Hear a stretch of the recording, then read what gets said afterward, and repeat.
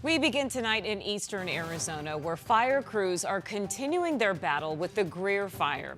The fire has now scorched through more than 12,000 acres and is burning towards the towns of Eager and Springerville, where residents remain on edge. Good evening and thanks so much for joining us. For 12 News at 10, I'm Kariva Devine. I'm Mark Curtis. Favorable weather conditions really helped out with the firefight today. However, that's changing. Crews tonight definitely on high alert as winds are expected to increase this weekend. 12 News journalist Sean Rice talked to residents in the evacuation zone earlier today. He's live for us in Springerville tonight. And Sean, how are people up there feeling? Yeah, Mark and Caribe, certainly a sense of uneasiness and people are really on edge. Fire officials told us late this evening that those flames are still some 5 to 7 miles away from these two beautiful towns nestled into the White Mountains, Springerville and Eager. But longtime residents tell me they've lived through 2 major wildfires in the last 25 years, and anytime they see white smoke rising up from the mountains south of their towns, it brings them that sense of nervousness. Now, those fairer weather conditions with much lighter winds than we've seen the last 3 days, no doubt aided in fire crews' efforts to get some containment on the Greer Fire. I knew from past with the other 2 fires we've had that if the wind came up, it could be a matter of seconds. As the Greer Fire rages on for a 4th day, lifelong residents of the small town of Eager watch closely as thick walls of white smoke rise up from the White Mountains. We do have quite a few structure protection task force out there, which are usually consisting of a Type 1 engine that's 4 staffed that is triaging over 100 homes today. Friday, firefighters made significant progress stopping the flames from jumping Highway 260 northwest of Eager. Now their focus turns to tying fire lines around Highway 261, which runs directly into the evacuated communities. Not again. Yeah, not again. Not again. It's happening again. I can't believe it. Chris and Timothy Earl vividly remember seeing smoke coming from the same direction 14 years ago when the Wallow Fire crept over the mountain range just south of their town. The fire crowned in the trees and spread very quickly in different areas. It was unnerving, to say the least. The winds heading into the weekend on the minds of fire crews. Those fairer conditions allowed for 7 helicopters and aircrafts to fight the fire from the air. The helicopters dropping buckets of water on those flames. But as the weekend nears, red flag windy conditions are expected to pick right back up, leaving residents in the fire's path hoping for the best. I'm just watching the smoke, and if they come over here and say go, I'm going. You have to. My life is worth more than my home.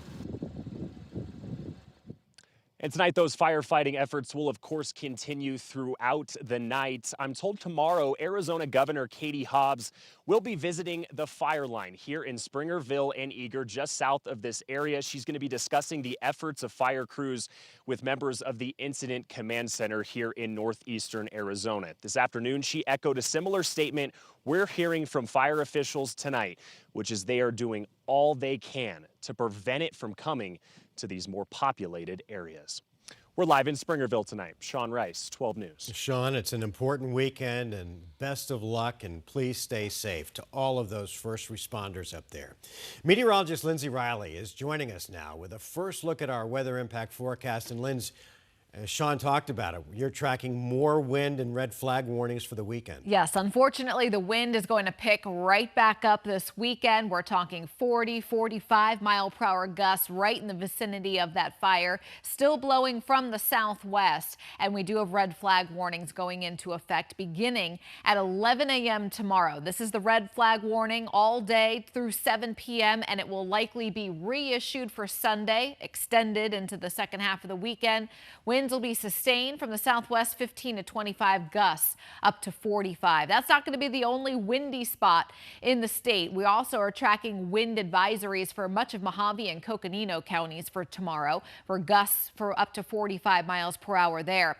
Right now, just an 8-mile-an-hour breeze in the Greer vicinity, but by about 11 a.m. tomorrow, those winds are going to pick up. Still pretty light at about 8-9 a.m., but as you can see here, 20-mile-an-hour sustained wind at 11, and that will continue to pick up during the course of the day. Mark? Linz, thanks. New at 10, the Department of Education has rescinded a $37 million fine against Grand Canyon University and has cleared the school of any wrongdoing. The university was originally fined in 2023 during the Biden administration after being accused of misleading students about the cost of a doctoral program. However, officials now say GCU didn't violate any rules. And when the fine was first handed down nearly 2 years ago, the GCU president said the university was never going to pay it. If you think for 1 second we're going to send $37 million that students pay in tuition to Washington, D.C., we are not going to do that. We're not paying a dime. We will fight this, and we will fight this all the way. GCU says the removal of the fine follows similar rulings from 2 federal courts on the issue, as well as several state agencies. Now to an ongoing death investigation in Phoenix after a 19-year-old girl died after being found seriously injured in an apartment. While police wait for the medical examiner to determine her official cause of death, her family says that she was killed and they want answers. 12 News journalist Bianca Bono is live at Steele Indian School Park where they held a vigil tonight. Bianca? Caribe, dozens of people showed up tonight for Amaziah Gerardo, and right now her family is sharing more information than police. Officials say that medical examiner's report is critical, and it will determine if their homicide unit will take over. And hopefully we'll see that justice come soon for her. A heartbroken family gathering in their grief. I keep going to sleep hoping I wake up and this would be a nightmare, but it's real. On Friday night, loved ones of Amaziah Gerardo reflected on the 19-year-old's life. She's amazing. She's such a sweet little girl.